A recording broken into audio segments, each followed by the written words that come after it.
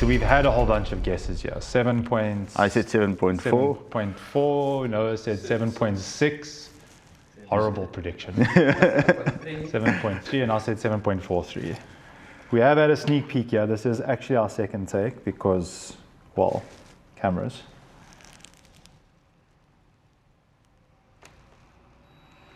$7.39 now.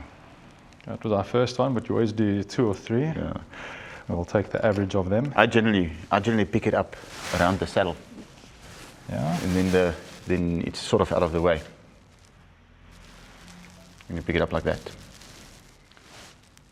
7.23.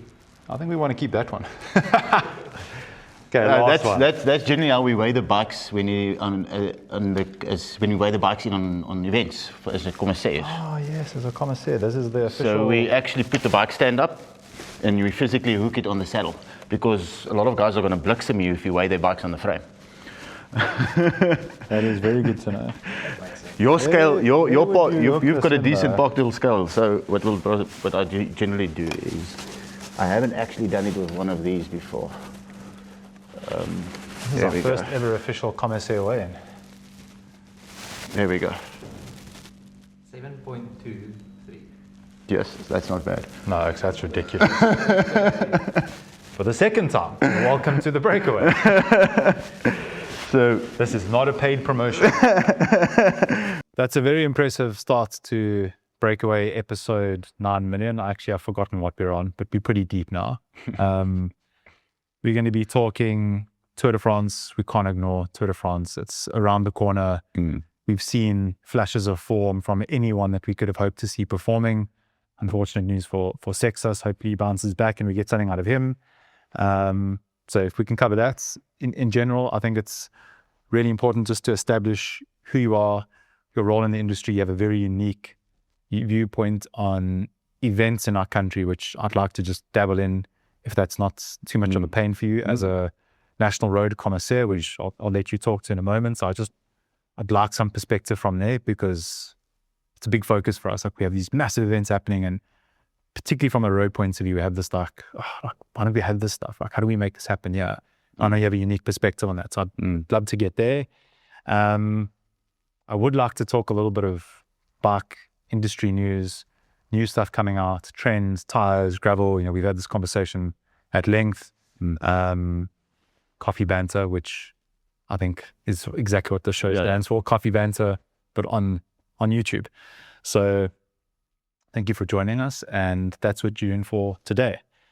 So to kick us off, if you wouldn't mind just introducing yourself, what you do professionally, brief summary of your background from a cycling point of view, just so our viewers know the vantage point you're coming from. I think it's important. Oh, okay. So I'm Stephan Aucamp. I'm the general manager at Cycle Lab in One City. I started cycling in school, did quite well. Obviously stopped as you finish school, and got married, had kids, started playing squash for a while, and then obviously shoulder got hurt and started going back into cycling. I've been a commissaire, what must be going now for I started as a probie or commissaire in training back in 2000 and I think it was 2013, 2014. Got my regional commissaires back in 2019 and did my national commissaires course 2 years ago, which is 2024. A little bit more than 2 years ago. So yeah, I'm avid road cyclist mostly. Enjoy a bit of gravel riding as well. Don't have a lot of time to do gravel riding, unfortunately. You need to obviously choose your discipline. And I enjoy being part of the events and being part of the community of cycling. It's such a lovely sport. It's, in my opinion, one of the most beautiful sports in the world. Not just from an individual perspective or individual performance perspective, but a team perspective and social perspective as well. Getting together as a community and enjoying it. The ties that I remember, I moved to Cape Town back in 2011, the first time. And I came from Pretoria, and I really didn't enjoy it. But back then I wasn't cycling actively as well. And obviously the whole of South Africa sort of went down the drain, and the wife and I decided, well, let's give Cape Town another try, and we moved back to Cape Town. And then suddenly I found this community that, I sort of just clicked with. And it just made a whole lot of difference. And that's what cycling does.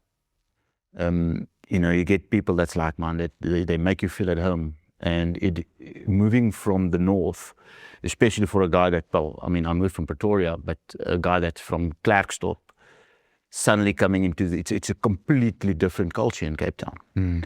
And cycling built that bridge for me.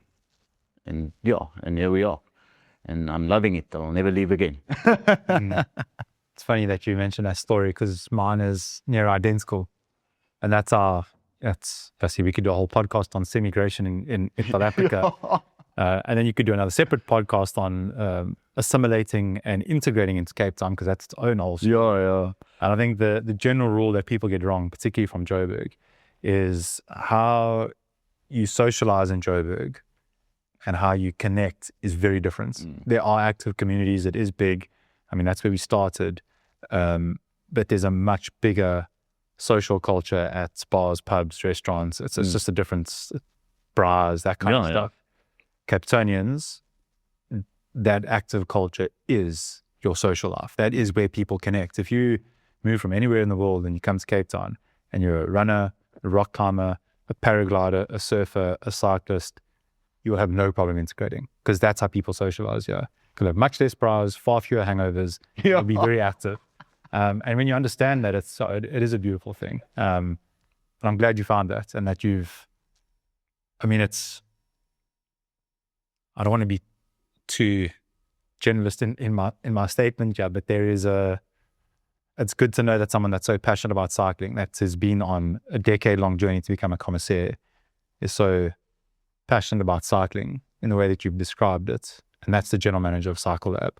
That's not necessarily the outside-in perspective people have. Like, you're supposed to be wearing a suit and tie, know nothing about cycling, and just be sitting here with pie charts and numbers. Like, that's maybe an unfair stereotype. Maybe I'm over-dramatizing, but that's nice to hear. That's because community is at the core of everything to do with it. And that's, that community,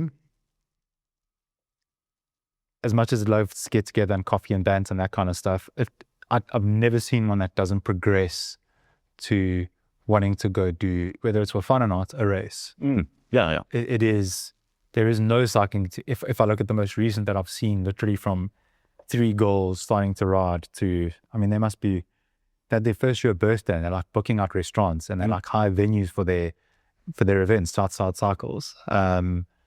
Literally, people have started cycling for the first time off the back of that group. I mentioned them to you downstairs earlier.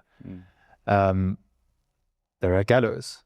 They're at Gravduro. What a lovely cycle tour. They're doing DC at the end of the year. It is a natural progression to start riding, enjoy the endorphins, you get better, and it's built into us as humans. Whether you want to win the race or not, or just go and do it to finish, you want to go and do a race. And it's a beautiful story that, in the context of South Africa, has a few chapters missing at the moment, if we're honest. If I look at where we both came from, Gauteng, the Pretoria Classic, I think it was called, how many times that got cancelled. They couldn't get it right, to the Tour de Pretoria, whatever the whole thing was supposed to be called. They can't get an event together. If you're a road or gravel cyclist in Joburg, Pretoria, you really have drawn a short straw. Like, you're not getting a very stacked calendar, and it is prohibitively expensive to be traveling to any other province on a consistent basis to come and take part in these events. And that sucks. In general. Road, we're very blessed in Western Province that we have the road league that we have. We have Kalani. So there's something still happening there. But the last guy that rocked up with a bike that looked like this, may or may not have heard of him, Tyler. He mentioned Tyler, I think his bike's lighter than yours. I just want to put that out there quickly. 7.22, whatever kgs, that is ridiculous. I carried both your bikes upstairs, yeah. So we need to weigh down. It's probably showdown. it must be the envy wheels then, because that's the only difference. Yeah, that's he's got Durace cranks. I didn't weigh his though, so we need to get to the bottom of it. We definitely have to. But he, among many others, closing of the velodrome, and I know track isn't necessarily your discipline, but there's this downward trend, my opinion, in road cycling, appetite to do road cycling. There's a massive uptick in gravel. We have 2 gravel stage races in South Africa. World-class ones, Garden Giro, Gravel Burn, world-class stage race like this. We don't have a stage race for road. We had a very good calendar. I have to commend, and anyone that is here, like the way the races are put on in the northern suburbs, the way they have been, is phenomenal. But we all have the sense of like it's not enough. We're missing something. So could you maybe color that picture in for me from your perspective? Yeah, I mean, we had the Tour de Cup was last year, was the last one. Nice. Unfortunately, it failed in a sense, and nothing against the organizer did the best you could actually do with the amount of money that he's obviously had. It was a complete and utter loss that it ran at. And at the end of the traffic alone for Tour de Cup was 84,000 rand. Just the traffic. Explain that to me. So you obviously have your municipal traffic departments and you've got your provincial traffic departments. And each of those departments needs to get paid to, have these guys at the points to manage the traffic, have a vehicle in front. One of my checkboxes, municipal and provincial, because as soon as you leave municipal roads, you go into provincial roads. Now it's a different department that needs to. So I've got to go talk to both those guys. And what is it literally like? Can I get a quote? So I mean, the event basically what you do is you go to them and say, this is the routes that I'm going to follow, and they basically come and say, okay, you've got these amounts of vehicles that you're going to need to use. We're going to have to close these roads, and I'm not exactly party to the exact ins or the fines print in that, but. At the end of the day, they get a calculation. They say, okay, this is how much it's going to cost you to obviously host the event. Just the traffic alone. So have our staff out there, our cars out there. Yeah, for a period of time. So there's still also volunteers that are not them, right? No. So they're giving you the... No. And currently there's satisfy their requirements. Yes. And currently in most events, we actually don't have volunteers. So, if you're going to have a look at who's the oak waving the flag? Who's putting him there? Sitting there with the flag at the roadblock? That's a paid marshal. Okay. Most of the time, it's a paid marshal. From the event, nothing to do with provincial and municipal? No, from the event, yeah.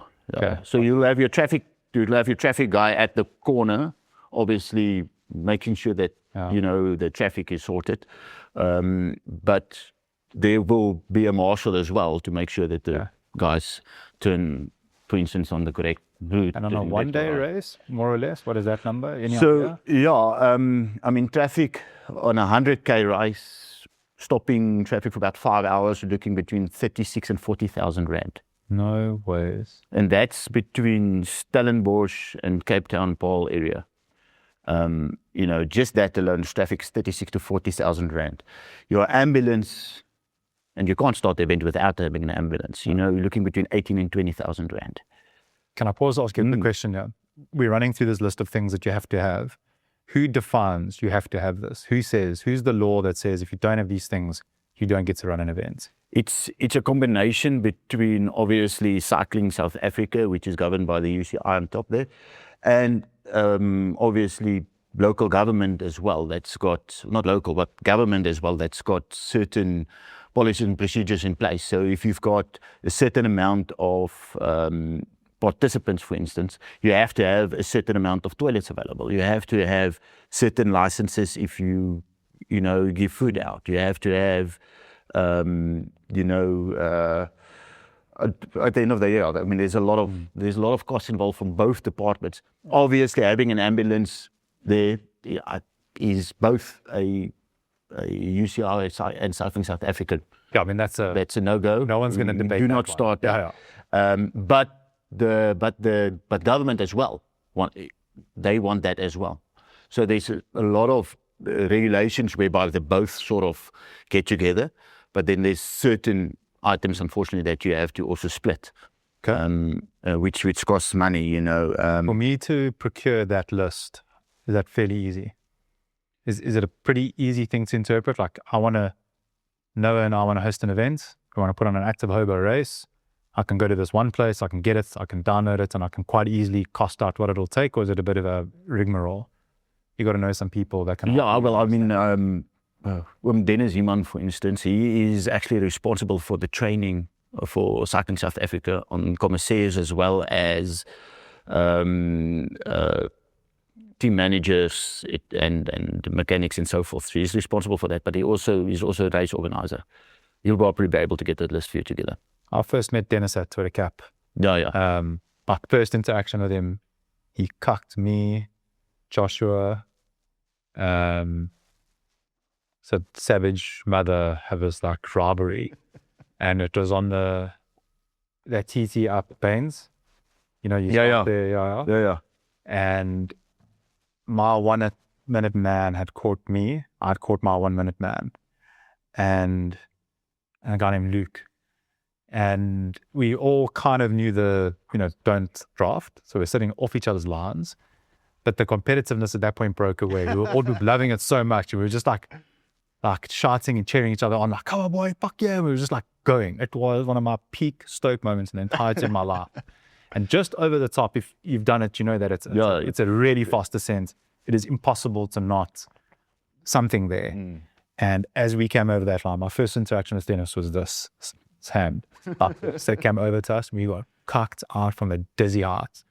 And then he brought it back and explained, you need to understand these rules, not for me to be an arsehole, but for you to understand the rules of racing. The same as in combat sports or in anything else, understanding the rules is part of the game. It's part of the performance, actually.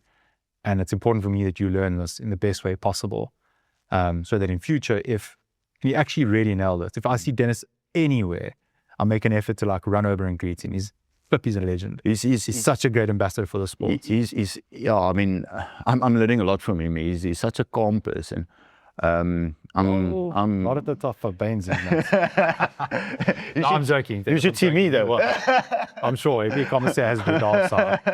I get quite frustrated. Being a cyclist myself, I mean, I get quite frustrated with guys taking chances unnecessarily. Small thing like polluting, throwing. I mean, you've got a Commissaire behind you. I had it on the essays last year. I mean, I'm sitting behind you. I've been sitting behind you for the past 4 hours. And we're on the final stretch. You take your Coke bottle that they gave to you, for some reason gave you a Coke bottle along the feeding zone. You're just out of the feeding zone where you can, in the littering zone, and then you take a bottle and you dump it out. And I mean, seriously, but it's so unnecessary. then I get quite angry. I get really irritated at that. But it's small things. But going back, so yeah. Sorry, I'm distracted you there. Denis, you're my hero, absolutely. So you've got 40 grand, give or take, on the municipal stuff. You've got ambulances. What did you say that's like? 18 to 20,000. No one's going to debate that's important. Your officials are 13 to 15,000. So that's Commissaires? No. Yeah, part of it and so on, but also your officials, your marshals along the route, marking, etc. Your safety officer that you have to have is between 8 and 10,000 rand. Where does he come from? So he gets trained. There's a training specific course that they run through. UCI has actually got a very nice website. You guys can register on there. They've got a lot of courses that's for free as well to run through. But they get trained what is expected of an event, what makes an event safe, what makes an event unsafe, and so forth. I didn't go through all that training. I did my Commissaires training. So I know the basics of a safe event and so forth. They're supposed to know more because that's what they get paid for to do. And then obviously, so you've got your safety officer. That's, as I said, between 8 and 10,000. Your timing, your finish time, etc. Those guys. Yeah. That's 40,000 rand easily for an event. Okay. Okay, if you're lucky, if you have to give out new numbers for every event, that's 5,000 rand easily. So to host an event, like for instance, our winter league that we've got, we're actually lucky to have a winter league that we have. To host an event, you're looking at about 140,000 Rand just to host the event. Legit. Just to host it. Now you don't have any prize money involved. I haven't seen numbers. I've never seen numbers. No. Never been shown that's numbers. what people don't understand necessarily. I mean, we had a lot of complaints. I think last year the entry fee for the Winter League was 320 Rand. It's gone up to 350 now. But if you've got 200 riders, you're getting 70K. So where does the rest of the money come from? Where does the rest of the money come from? So, I mean, we're lucky as Western Cape and Corneille Benz. He lives in Eden. He's part of the Eden district. He lives in Oudtshoorn. He's got a bit of contact with National Lottery, so we get a bit of money from there and so forth as well. As a CSR type as a sponsor initiative? type of thing for us. But so he's got a bit of contacts there.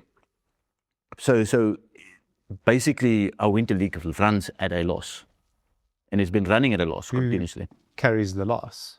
Well, again, that's Western Province Cycling. We're Western Province Cycling, and luckily sort of subsidized by other guys. So were it not for some people that are passionate about road cycling, the little bit that we have would be gone.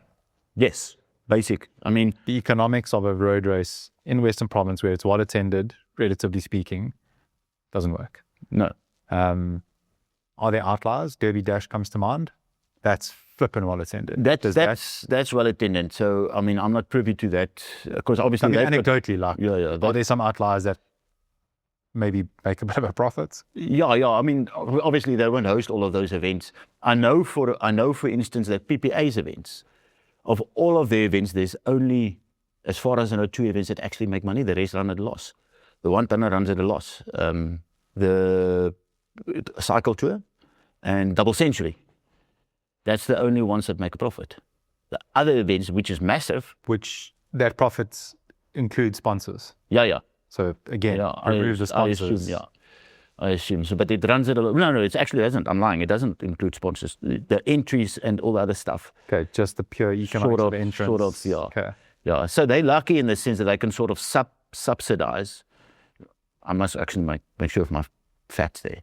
But I know that the other events are under loss. I know the cycle tour and Double Century makes a profit. Generally speaking, the people absorbing and carrying this loss are the bodies that run them, who on their own, I know CSA in particular gets a lot of flack. The UCI globally, I don't think there's many people that speak positively about any of these bodies. There's a general sense of they're not doing what they could.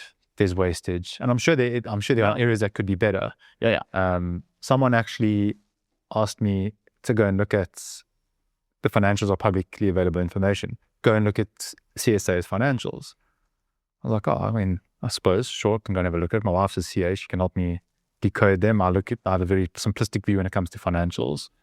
And I was expecting to see this like major conspiracy theory.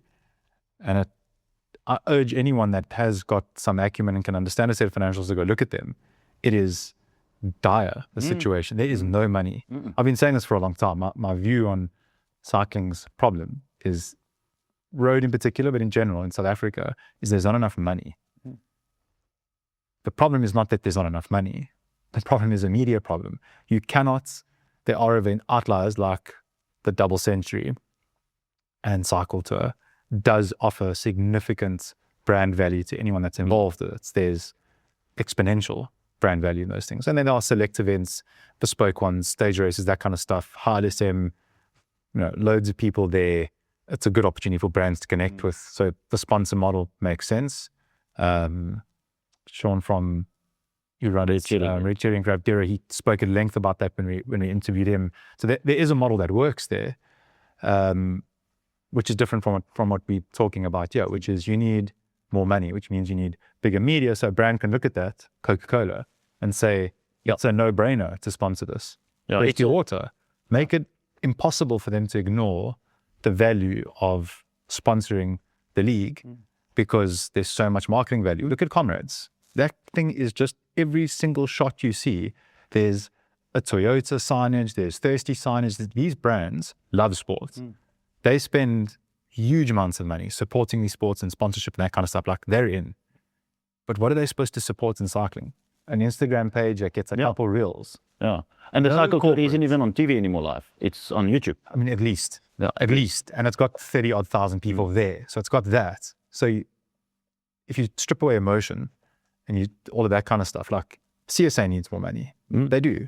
Could they spend it better? I'm sure they could. But there's no, like, conspiracy, at least from what I've seen. There's no one, like, siphoning out millions, living this lavish lifestyle and neglecting CSA. Like, it's just no fucking money. No. I mean, the president of Cycling South Africa has to have a job. He obviously there's some funds involved. Level down, you need no money. You go to the teams. Think about our local teams: Mad Max, RDX, Pure Savage. I'm joking.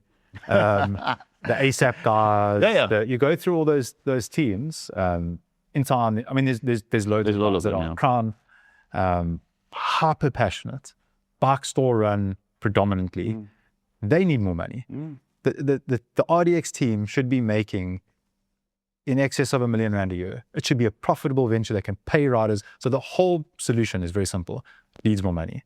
It needs a bigger media. It'll attract sponsors. So I'm not going to go down that rabbit hole. But I didn't realize how dire, like how close we could be to not having any of that.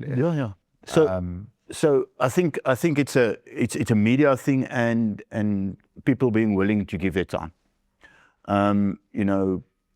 Obviously I get paid as a commissaire a little bit of money, but I don't do it for that. I mean, I'd rather be racing. I'd rather be part of the events. I suffer from massive FOMO on events. Massive. How much time do you commit to cycling as a commissaire? Well, I mean, on average, I do the essays. That's 4 or 5 days that I basically take out of I take leave. I take leave to go from your corporate job. From my corporate job. Then I'm missing out this year on the SA Youth Festival, which is also sorry, just quickly. And at essays, just what are you doing there? It's not leave and you're on a holiday. No. What are you doing? You're sitting in that Lexus. That's the most iconic car in road racing in Cape Town. The guy in the Lexus. So you go in the Lexus. No, I've got the Alpha. Okay. I've got the Alpha. It's like your car, though. I've got the Alpha. Yeah, the Lexus is names. Okay. So not a standard pipe on that car. No. So on the essays, especially on these tours, I mean, you have to be up at 4 o'clock in the morning. We generally have a commissaires meeting at 5:30 in the morning. Then you'll have your officials meeting and your team managers meeting, and then the event starts. By the time the cyclists are done, you're still finishing your commissaires reports and so forth. So you're basically up working from 4 o'clock in the morning till 6, 7 o'clock at night, every single day, for the duration of the essays or with the SAU Festival, which is, and guys must really enter it. And I believe it's starting, I think it's on the 18th of July. It's gone down to 3 days because of funds. And then the SA Youth Champs is generally September, October, and that period of time. So when it comes to physical events that I can participate in, I don't do the cycle tour.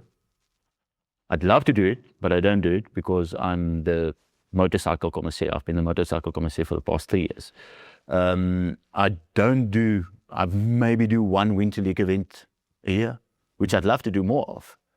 But why do you do it? Commissary. Yeah, and there's no money. No, I mean you run at a loss if you consider your petrol to go there. There's no money. Obviously, we get compensated for our fuel. We do it compensated, but at the end of the event, you spend a lot of money having fun with your buddies after the event, and obviously, I need to. For anyone wondering, it's not thousands of rands before you even think to take them out. It's a couple of hundred of rand. Yeah, it's less than $1,000. To put it in perspective, it infuriates me when I get it, but it's when you sit and listen to it and you actually hear it and you stop and think about it. I love what we do. There's many people in the cycling industry that sacrifice money and time for the love of the sport. It is what it is. And it's a beautiful thing. And there's loads of people. We'll be telling stories till the day I die, and we won't have covered all of them. So that is a thing. Like, we get it. But I can't imagine not doing any of the races to go and sit in a car and be a commissaire and like take on that responsibility of, you know, officiating something that I love to do. Like, that is a different level of passion and sacrifice. So why? What drives you to do that? It's Other than driving your Alpha around. yeah. So I mean, I think it's a sense of the way I grew up in. My dad, actually, as an example, you know, he's by the way, he stopped being a commissaire this year. He was also a national commissaire, and he started doing that when I started cycling. And most of the commissaires currently in the role started because their children were cycling. So they did it as, you know, to be part of the children's sports, and they just carried on it. And it's because of the passion. And if we don't do it, if somebody doesn't offer up their time, there's nobody going to be available to do it. And the race winner. Then the race won't happen. So and that's what I want to sort of get to by.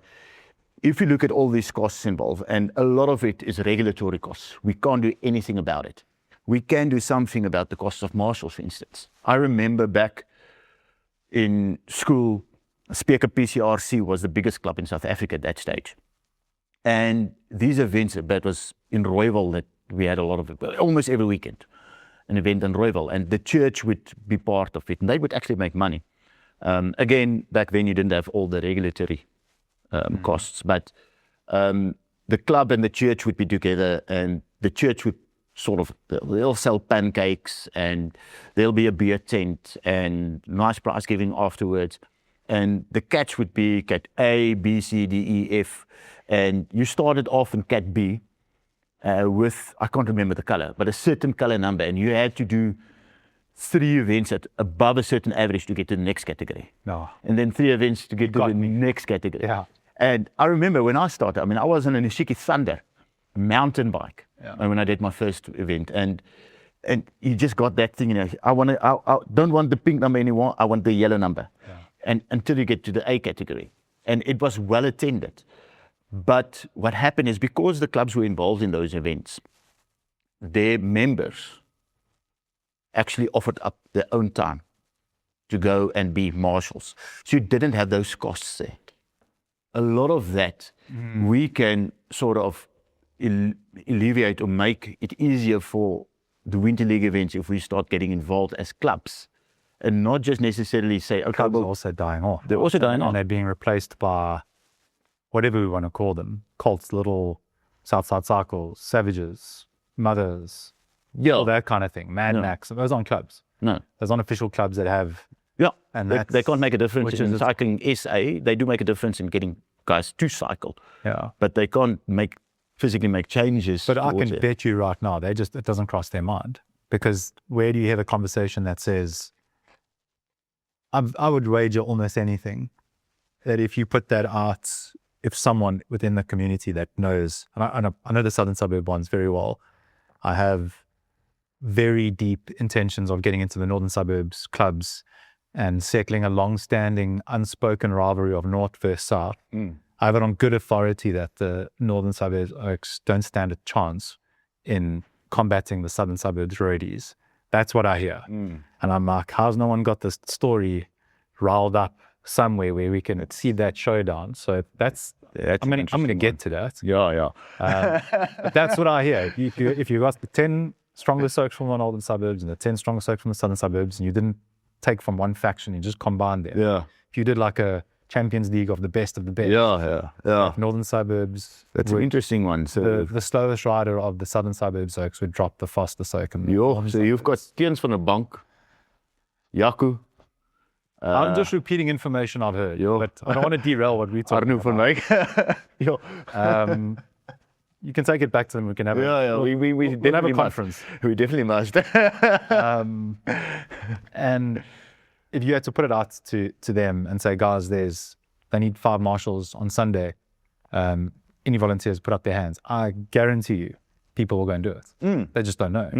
And in a club, you have structure, you have very good communication flow, and there's the formality thing of where someone would know that. In our coffee ride, on any day of the week that it happens, who there's getting that feedback loop. Now, if there was a commissaire that rode with Southside Cycles or Savage or Mother or, E-City Cycles or John O'Connor, any of them, the gear change ride that said, hey guys, I'm the commissaire. It's humanized, like, yes, Darby, the commissaire, like, ship you short 3 marshals. Can someone help me out?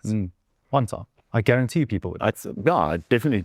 I mean, it's something that we need to work out as a community to sort of get the communication better between us and the race organizers as well. You need a town hall. You need a town hall. And I can't figure that out. I don't know where that happens, because I think the summary of what we're saying here, the one question that I have is, what if double the amount of people that are currently doing Winter League did Winter League? Does that solve the problem? Well, it will definitely assist in that. I mean, you've got more. I'm a salesman. I think deep down you are too. Yeah. Like, I like a target. We need 5. Cool. To get to 5, you need a pipeline of 15. To get a pipeline of 15, I've got to make 500 calls. That's where you start. Pick up the phone, start calling. Yeah. This is get the 17-year-old day. That's where it started. Like, to get to the 5, you need the 500. The 500 calls become 50 meetings, become 10 opportunities, become 5 deals. So if there's that, to me would be a very good objective starting point. If, as one isolated example, the Winter League said, this is where we're at. This is our financial position across all these different races. Town hall type thing. People, please come. Like, we just want to have an address. Devil's Peak sponsor some beers. Thirsty sponsor some orders. No problem. Make it an event. Do a little ride. We want to have like an address. And you call people out. Like, hey, you're from this industry. This is important to everyone. Brands like RH, brands like Chivita, the nutrition guys, Enjoy, all their ambassadors. Everyone is impacted by this. Come and attend this thing. Don't nerd out too much. Don't bore people to death with too many details. But this is the situation. We need 500 Rand. Yeah. Our entries are currently sitting at 200. We need another 100 people. Like, have you entered all these races? Like, would you consider them? Like, it's literally, we just need to get to 100. At 100, we're breaking even. We can pay marshals. We can do this. We can do that. Hey, there's a volunteer sign-up thing. It's a WhatsApp group. It's a whatever. Click here. You go through. If you're on that list, you're on a WhatsApp group. We'll ping there if we need marshals and if you're willing to sacrifice your time. Cool. We need 30 more entrants to get to this race. Now, if that kind of communication goes on, that's not difficult to do in today's day and age. You can then get people to start rallying for this thing we all love, which is road cycling, and say, shit, no, did you enter that race? Like, I'm going to, are you coming? Or like, oh, if they need 30 more, come. Let's just bring 5 to the party. And then, but you must then also be able to see that. So they need to do some very basic, just like tracking stuff to say, awesome, we've got another 5, only 20 more to go. And you just go and you find people out. So if nothing else can bring, the media thing is difficult to figure out. We're going hell for leather to try and figure it out. It's really difficult because it's so fucking expensive. And it's chicken and egg.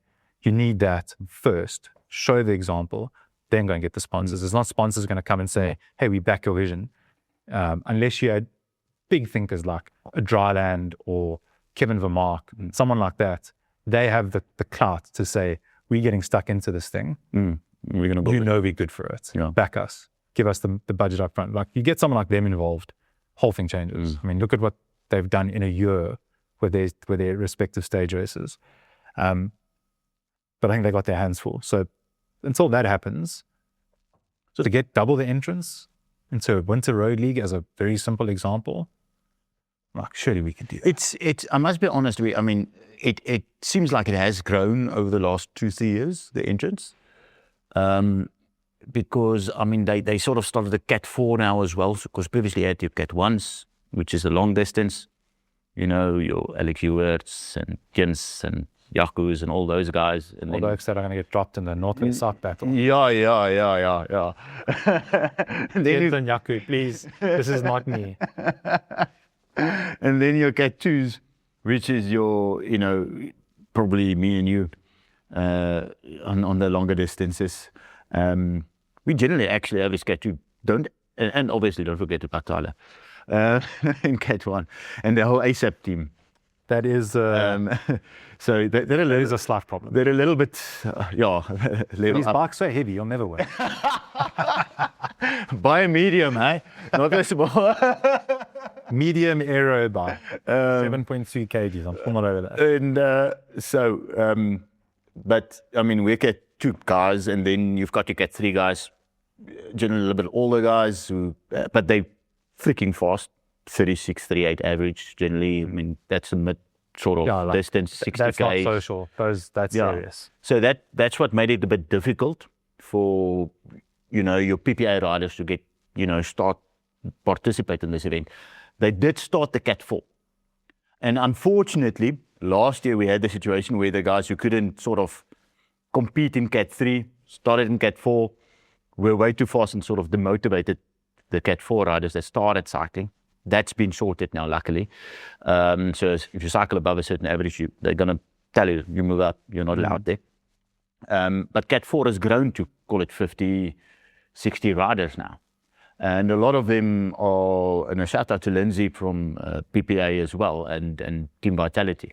A lot of them are there, are those guys, and guys starting to cycle. So the Cat 4 sort of, I think is Pipeline. Is getting to a point where we're going to grow that, and those guys will go to Cat 3 and Cat 3 to Cat 4, Cat 2 and Cat 2 to hopefully Cat 1, more youngsters in there. And yeah, I mean, the more guys we get on these events, the better. From our point of view, not just from a Commissaire point of view, but again, a lot of these events, I would go and work there as tech support.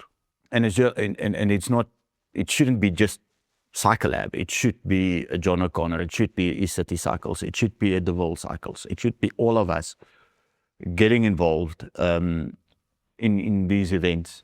And if I've got a little stall there, East City Cycles can have a little stall, and John O'Connor can have a little stall, and we make it a nice social event. Everybody's there, because as soon as that event becomes bigger, all of us will benefit. Financially. I mean, if the sport goes, the flywheel. Yeah. Everybody will benefit. So from next year, what we're going to do is we're going to push a lot of, quite a bit of our budget into social marketing for these guys, because obviously they're limited with social marketing. I mean, how much of the Winter League events did you see being marketed? There's 0 to none marketing being happening. So that's what we're going to do from our side, and I think that's what the clubs must do, like you said. That's what all the other cycling shops must do. And these small events are the ones that ensure the participation in the, let's call it the other PPA events that's running at a loss, can also be hosted, because these guys will go into those events. Yeah. I think I, like a lot of cyclists, don't differentiate PPA events from, we just see races. We see a race calendar, which ones can we do, which ones can't we do? Who sits behind them? Having had multiple conversations around this, I still don't get it. It's like, we just want to go to races, PPA and people, like whatever. And we want all of them well attended as much as possible. And I agree, there should be, it is the responsibility of everyone, but everyone's also having a hard time. The general feel, particularly now as winter comes in, there are shoots of excellence, and my understanding is that the top end of the market always tends to perform quite well. Gravel's been a lifesaver for lots of guys, but there's not too many oaks that own bike shops that are busy shopping around Ferrari and Aston Martin dealerships. It's a trying time in general. That gravel bike review series, as much as we wanted to do it because that Garden Enduro, there was just so much there, and someone said, like, why don't you try and get all these bikes and review them? And when we went to the different brands, the viewpoint was, it's free marketing. We'd happily produce this at as high level as possible, show off the brands, create interest, like just have it. Like there's no budget behind it. There's no pay us to do video reviews for you. It's just do it in the interest of. Everyone has their little piece of responsibility with what you have to give. What I would say that bike shops need to do, particularly the bike shops, which has fallen away in the presence of these clubs that aren't clubs, is people need to start calling people out and having rivalry again. Yeah. I want to see on Instagram John O'Connor telling Jared, that your riders are slow ass and we can absolutely demolish you at the next race. That's the way. I want to see Cycle Lab calling out Savage, like whatever the case is. Like humans have been reading stories since they could paint them on cables and before that. Where's the story? It's pretty much like RDX, Mad Max, ASAP. Yeah. That got two rivalry type of is your narrative. And it's cool because those are the fastest people in our country, and like there's been some flipping cool sprints. Yeah. And there has been some good tactics. Yes, there's a story missing in terms of being able to see them. But we did at the one time Savage Oaks dropped back to, because we wanted to ride it as a teammate of DC, to use it as a training block.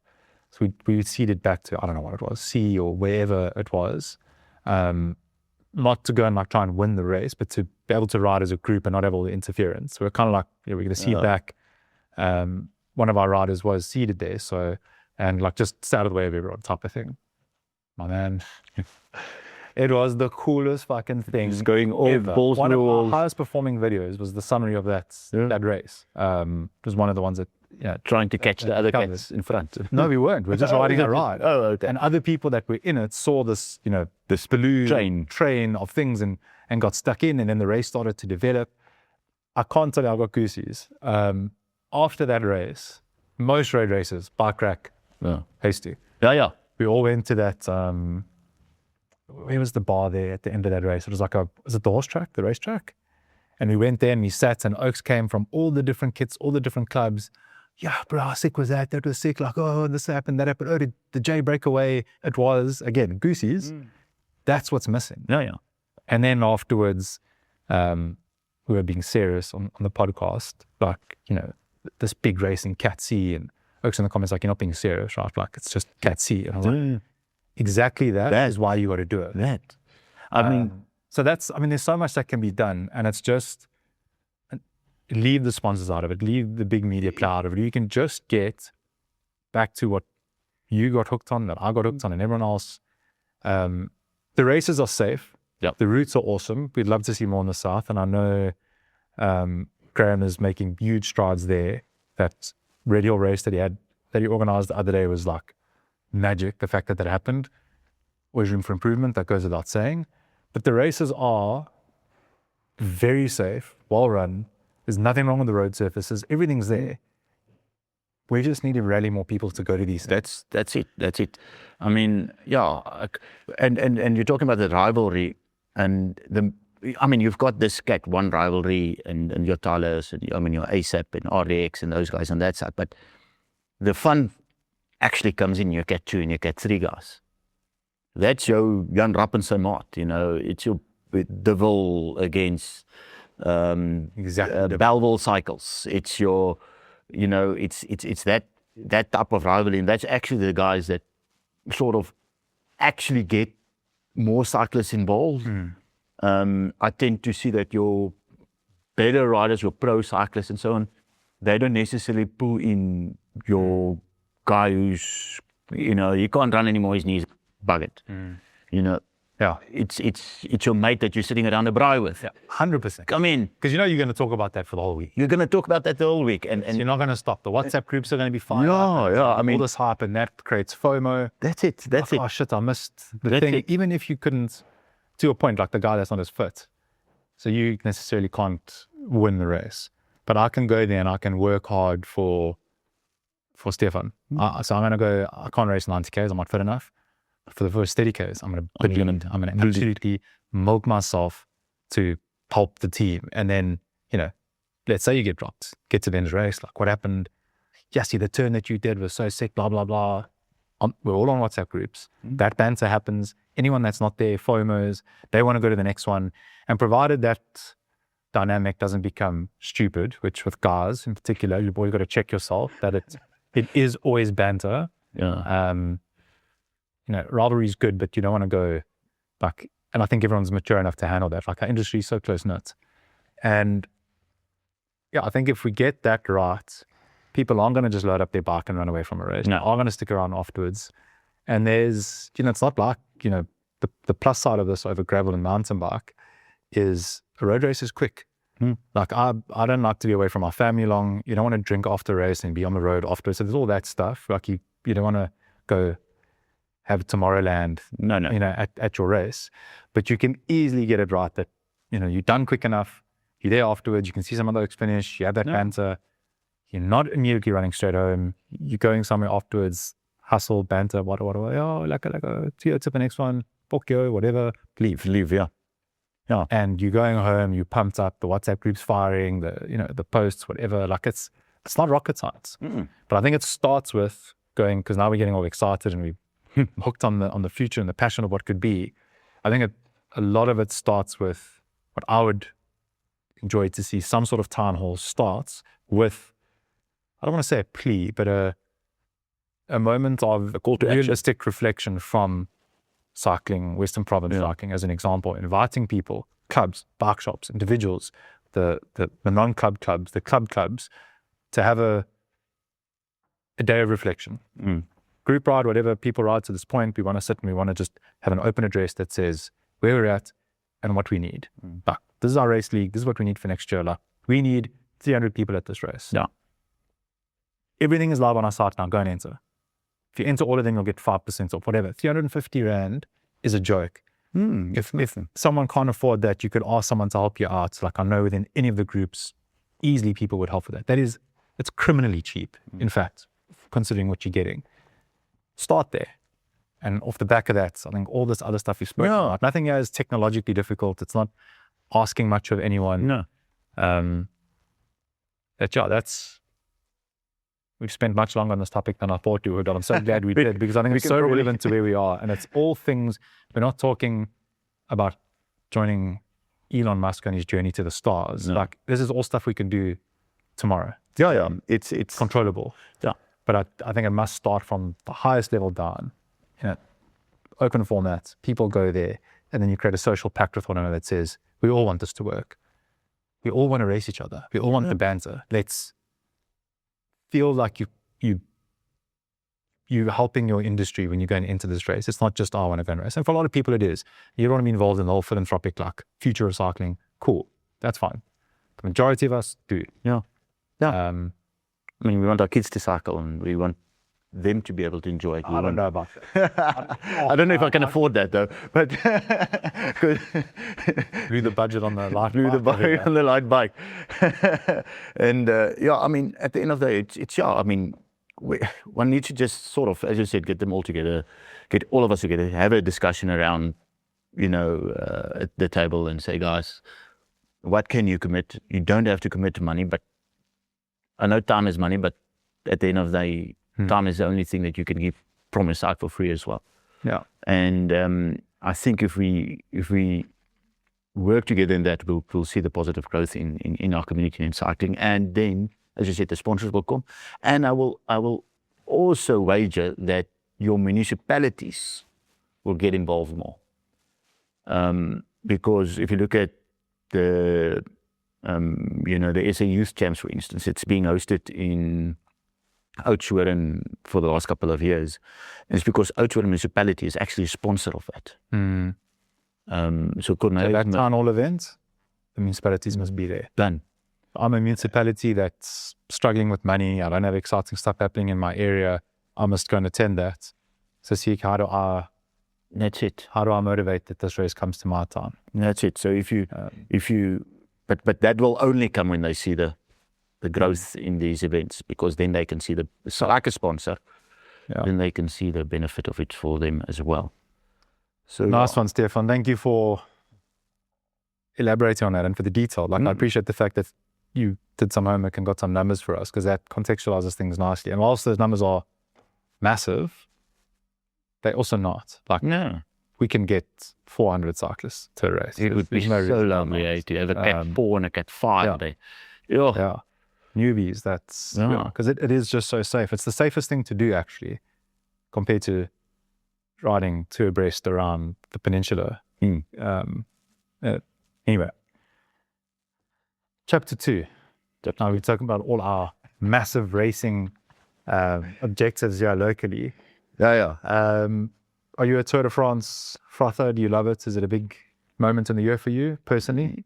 Yes, I try to watch it as much as I can. So we've got the TVs on at the work. Excuse me. We've got the TVs on at work. So I try to follow if I'm not busy.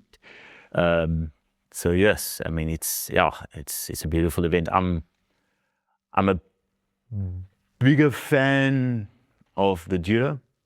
Personally, Interesting. I think it's okay. The class of riders on the Tour is obviously better, generally speaking, but I think the stages on the Giro is a little bit more daunting. Sometimes. Pretty grueling. What did you think of this year's Giro, and what do you think of Jonas's form? That's good, eh? Yes, that guy was brilliant. He just, and it seems like he picked up a bit of weight as well. If you look at his legs, he wasn't this, stocky. Going up Tadej as well. Tadej's notably as well. heavier. So they've both gone for a bit of a more power, setup, if I can put it that way. Obviously, we can see it's definitely working for Tadej because nobody's been able to do anything, even in sprints. He's doing exceptionally well. But Jonas, still a bit lighter than Tadej. It's going to be a very good tour, I think, and I hope so. I hope so. I hope Seixas, recovers well enough. He's a definite up and comer. And I think he's a little bit more mature than Tadej at that age, and he's French. We were talking about it the other day. Like we need a top level Frenchman for global cycling. As much as we talk about local cycling, like global cycling needs a. And you're going to have that Frenchman. Yeah, and you're going to have that competition for the white with Del Toro and Seixas. That's going to be diabolical. Yeah, I think that's going in. Like I've just amazing been watching this. That's a thing to watch, actually, in my opinion. Watching the team at Tour de Suisse now. That's Teddy just absolutely. I love how he's not racing for a little while, and Jonas wins Giro. Like this narrative starts to form. Like Teddy's in trouble. Yeah, I haven't seen him racing for a while. He did the whole Classics thing, and it's just like, that's hilarious. Like the attention span of humans today, or whatever you want to call it, comes back. Yeah, and I'm telling you now, like it looks like a zone 2 ride going past this guy. He likes when there's this narrative of he's not this dominant force. Like I think he's still young enough that should irritate him. He wants to be the big dog. Yeah, and he just, that from day one on that tour, just absolutely rinses everybody from. And this is why I love him, because no one else would do it from as far back as he did. No. It was cool to see Carapaz try. And just the body language and the facial expressions between the two. Teddy, smooth. He is always quite smooth. You don't often see like mad grimacing on him. But the contrast of that to Carapaz is just insane. Like, like squirrely, really like working. Great ride. Good to see he's still at the level that he's at. And then you move your focus. Friend of mine's dad, Richard Scrooby, when he watches rugby, he never watches where the ball goes. He watches people off the ball. It's like it's something that I really enjoyed learning from him about watching rugby. Look at what specific players are doing not on the ball, how they're moving, where they're positioning, which I'd never done. And if you look at, if you're not focusing on Teddy and you look at the rest of his team, the depth they have. Oh, they've got GT contenders working with it. And they had a bit of bad luck, crash-wise at Giro. I would love to have seen how convincing Jonas's victory would have been had they not had those accidents. I think there would have been probably still the same result, but maybe not as comfortable. So I think Jonas got a bit lucky there in terms of how hard he had to work, with the rest of the field, or big contenders at least taken out. Mathieu van der Poel, only losing out by 100th of a second on a TE. So he's in form. Obviously won't be going to GC, but you'll see some crazy racing from him. Sadly, his alter ego nemesis, Verwaart's recently been announced. Army section. He's not going to be there. So that's another most. Which then raises the question: who's going to step? Because there's like, okay, well then he's going to just the stages that would have suited the two of them racing. Someone else will step into that spot. Oh yeah. I don't necessarily know who that person is going to be, but I guarantee someone's going to try and fill that void and be, you know, in my mind, I'm like Abrahamson would be cool. You know, he bulked up so much and he's quite an excitable guy. So there's some youngsters. I mean, I can't get to the names necessarily, but there's some youngsters sticking their hands up now. And I mean, Ayuso, Del Toro, you've got Seixas. Those are young. If they're not, what I'll be interested to see is, I mean, they'll be there in service of the GC. You know, in the respective teams. But not everyone's going to be racing GC. I think there's the only realistic teams. I guess I'll see how Seixas goes. Because if I'm not mistaken, week 1 ends with some massive GC stage potential. So you're going to have to wait until week 3 to see where this GC battle is going to go. Like if Seixas is good, you're going to see it. And we've seen week 1 doesn't necessarily equal 2 and 3. You know, Jonas rode into that Giro. Didn't come in strong. I mean, that TT of his was dog shit. Yeah, it was 3 minutes off. I couldn't believe it. Ghana. Yeah, but Ghana was... And then comes back. but he was off for loads of other people as well. And this is a guy that absolutely rinsed the whole field in a TT in Tour de France. Of week 3, you know, 3 years ago, I think it was. So like a notably bad performance from him. But again, that TT was very flat. Fair. And the Tour de France TT had a bit of a different elevation. So again, but after that TT, his form kicked. Yeah, completely. And he then absolutely demolished the rest of the field. Stages obviously lent into that, but whatever. So I think we're going to know how well those lighties go. And let's assume that he goes well. It's a 3-man race to the end. Remco, I mean, who knows? But if that doesn't happen, then stands to reason Seixas could be used for different things, different stages, you know, just to get some victories. And maybe they say, or they just say, well, let's see how we can get up on the Well, GC. I mean, basically, GC and the white jersey. Of course. Seixas being there. Yeah. And I think UAE definitely has the depth to have Del Toro see if he can also go for that. I think they've got the depth. We all kind of want to. We all want to see what he's got. And because that's the future between those two in the next couple of years. Yeah, that's our 100%. That's where it's going to go to. And that's going to be a very, very nice competition to watch between the two of them. When does Teddy start to slip is what I'm thinking. When does that age catch up with him? Because it doesn't look like it's anytime soon. I mean, he can probably perform at the best level up until age 30 easily. At least another 2 years. Yeah. I know they're estimating his... I wish you'd disclose his data. I don't know if you follow Remco's YouTube channel. He's one of a few World Tour guys that do it really well. He must spend a bit of budget on it. And he disclosed his FTPs, his files, his data. I love that. Like Remco's slowly becoming like one of my major favorites. Like I just dig his vibe, his dynamic, his personality. He's very like open. He's got that football emotional like thing, which is on a football pitch is nauseating. I can't stand them. But in cycling, like he brings a cool dynamic. I dig it.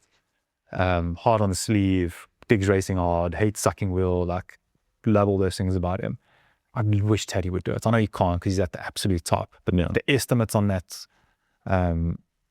climb he did was 7.2 watts per kg for 23-4 minutes. It's just like it's great. There's no one else doing that. So I can know a lot. They estimate that Jonas was doing similar numbers, so they reckon they'll be close. But I would argue going into Tour de France, and I want to get a forecast, a guess, a hedge, a bet, whatever you want to call it, on your top 3 for it.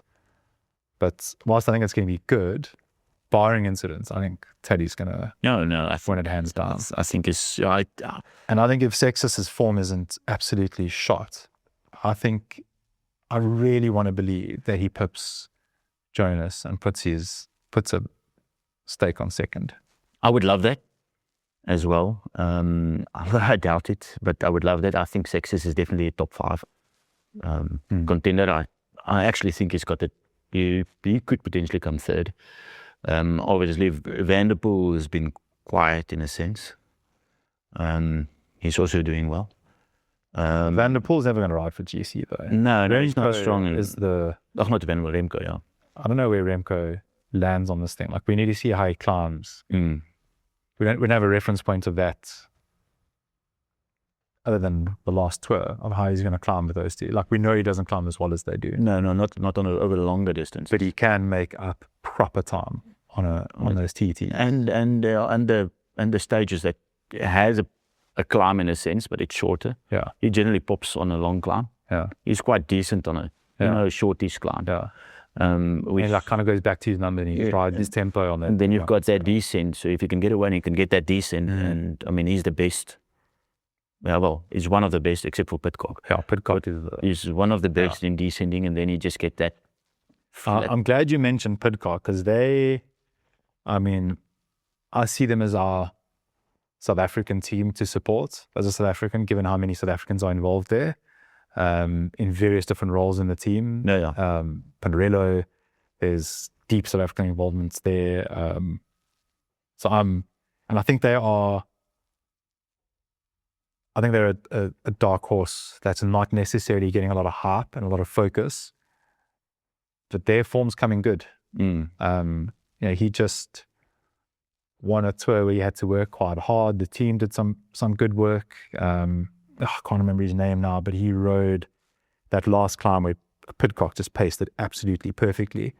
But his teammate rode the entire day in the break, and is it Setkus that went to go and take the stage? He broke off, and he went with him, dropped back, and still pulled Pidcock back to him. Pidcock goes around. Seb usually wins the stage. So I looked at that and I'm like, sure, are these guys getting their ducks in the row just in time to come there and be the white stand in, go upset a few apple carts GC? I don't know. Yes, I'd love that. It's like the world to get behind them. It would be great. I mean, if we can get a bit more competition going there, and not have UAE dominate like they've sort of been doing. But I'm not there yet. I want Taddy to wipe the floor. I want him to absolutely dominate that field so badly and so deeply, because I'm a major. I'm a massive fan of him. Me too. He's also my favorite. But it's getting. I was watching this. I haven't actually been able to finish it, unfortunately. But I'm watching this sort of this YouTube video about Pantani. I don't know if you've seen it. It's basically it's a video about where he came from, and went to cycling and what happened with the doping thing, and how he sort of lost. He won the Giro, he won the Tour, and then the next year he wanted to compete, and then he got tested positive for EPO, and long story short, then everybody sort of banged him and lost faith in him, and so forth. But the funny thing is, there was a stage on the Giro the next year after he won the Tour, if I remember correctly. I'm talking under correction, but if I remember correctly, it was actually on the Giro that he was very tested positive, if I remember correctly.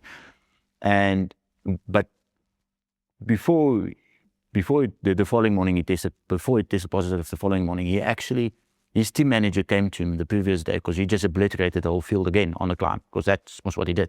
He started from the back and he just went past everybody. Il parete. And his team manager went to him and said, let's leave this next stage. Let the guys go, take the win. Let's leave it, please. And I'm not a conspiracy theorist, but let's just leave it. And he said, okay. And, they had this sort of interview the following one where they had the interviews with the riders, and they said, no, Marco said Marco is going to leave it so other people can win for a change on that stage, because it was a climb stage. And at the end of the day, Marco didn't do it. He just obliterated the whole field. He finished. His team manager, while he was busy with his massage and stuff, the team manager came in, and Marco said, well, sorry. He said, well, we'll see what happens if we're going to get into trouble. And the following morning, he tested positive. It's an interesting, I'll send you the link. You must go and watch it. It is so interesting to see. And there was a lot of politics involved with him dominating at that point in time. big money, big sponsors, not being happy because he's getting this, this face time. And we already see it in a sense with Tadej dominating. So he brings one side to the story, which I love, the fact that he's just pushing out this power, which is immense. And then I'm also seeing the other side of it, where your other teams, the sponsors are getting a bit uneasy in that sense. Interesting. And what's the powers to be going to do about that? I think he's one of the few cyclists generationally that is transcending the cycling industry and bringing people from outside of into the sport. And very few people do that. Ronaldo, Messi. I was arguing with my son. He's like Mbappe. I'm like, no, not. He's nowhere near that. Maybe in terms of what he's done, sure, but in terms of his brand, think Michael Jordan. No one like him. Like he transcended beyond basketball. I remember as a 7-year-old having Jordan shoes on, and the that iconic logo that he went well beyond basketball. Tadej's going beyond. Nadal, Federer. There's a few of them throughout history. Very few. You have great Schumacher, but Lewis Hamilton. A lot of people give me flack for that. But he goes beyond the realm of his world and brings people from outside in. I think from that perspective, anyone that has any interest in seeing him leave is extremely naive in terms of what that would do to the brand of cycling, which has always battled the boring image and a lack of relevance to people. Kipchoge, another great example. Like they make people want to watch a sport that you don't necessarily watch. So he's, from that perspective, I think he's brand value to the whole of cycling. And we've got Rassi, don't forget about him. I mean, I think people are, Rassi. He's probably got more songs than I wish songs than any other sportsman in the world. Was our sports minister. I'm telling you that I've worked considerably to try and get access to Gates and McKenzie. It's basically impossible unless you know the oak. Because I'd love to hear his viewpoint. I don't want to make any assumptions, but Brew, what the fuck are you doing? In any one of our disciplines, show me okay, cool, you're at the World Cup now, Bafana, whatever. It's important, and I hope Bafana do really well. What else are you doing? Show me any shoots of excellence where you've gone in and, I saw him at the Virgin Active here, and there was a guy who's in the fisheries.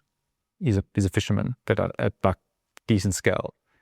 Not sea harvest, but he's, a proper run business. And he was saying that, telling me how this ANC minister came in, the DA one went out, and he talks about the difference that minister made in a year.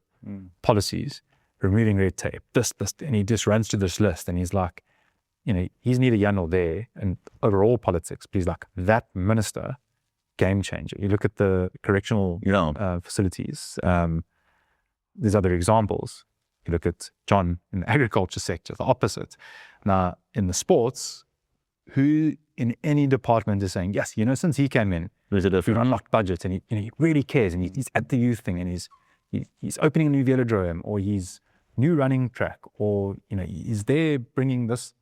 He's at the Springbok games. He's helping this hockey team, or Brew, nothing. You see him at the big events on the Lucy, and that's it. And at board meetings for all the companies that he's involved in. It's Brew, what an absolute waste of a resource and an opportunity that really needs it.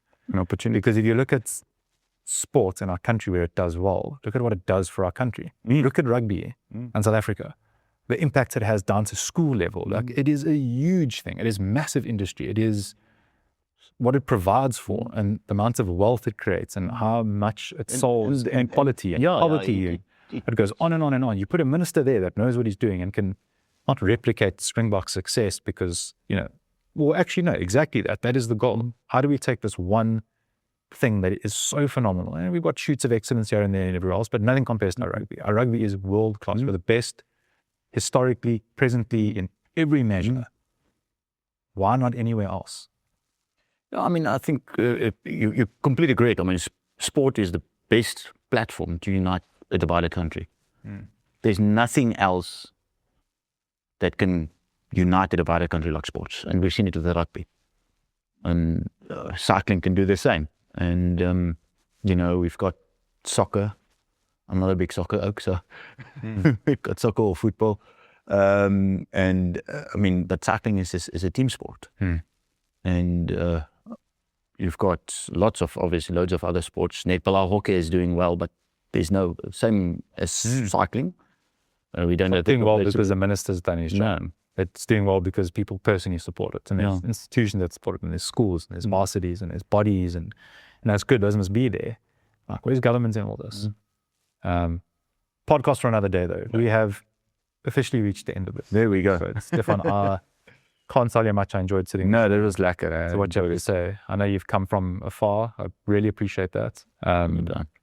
It is, I mentioned to you, I'd love to get round to Cycle Lab. I'm sure you've seen some of the store deep dives we've done with eCity, with John, and I'd actually really like to come and... You must. Come and see actually got a lekker boardroom upstairs as well.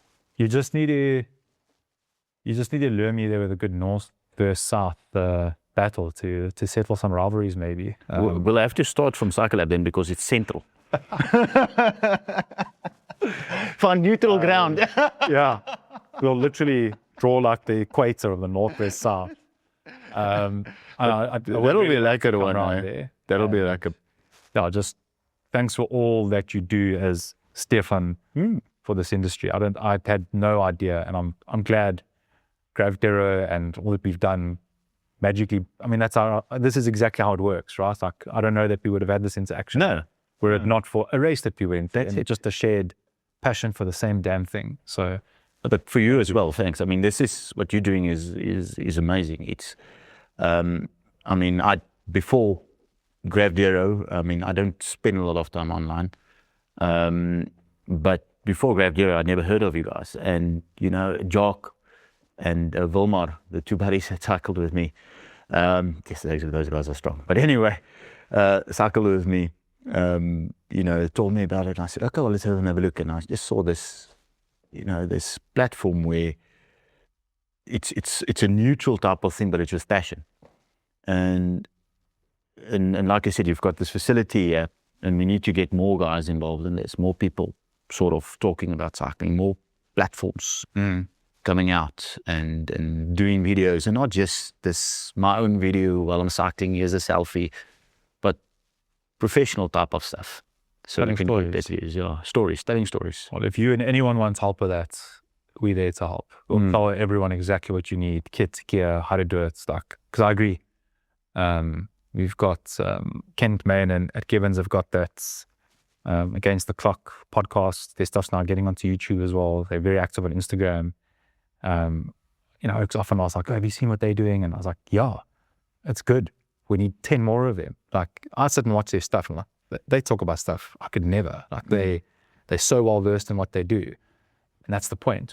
10 of those. There's more is more. You don't need less. Yeah. So anyone have any interest in that will happily help. But thank you. I appreciate the kind words and the support. It was lekker. I really enjoyed it. Till the next one. Thank you. Lekker. Cheers, Thanks.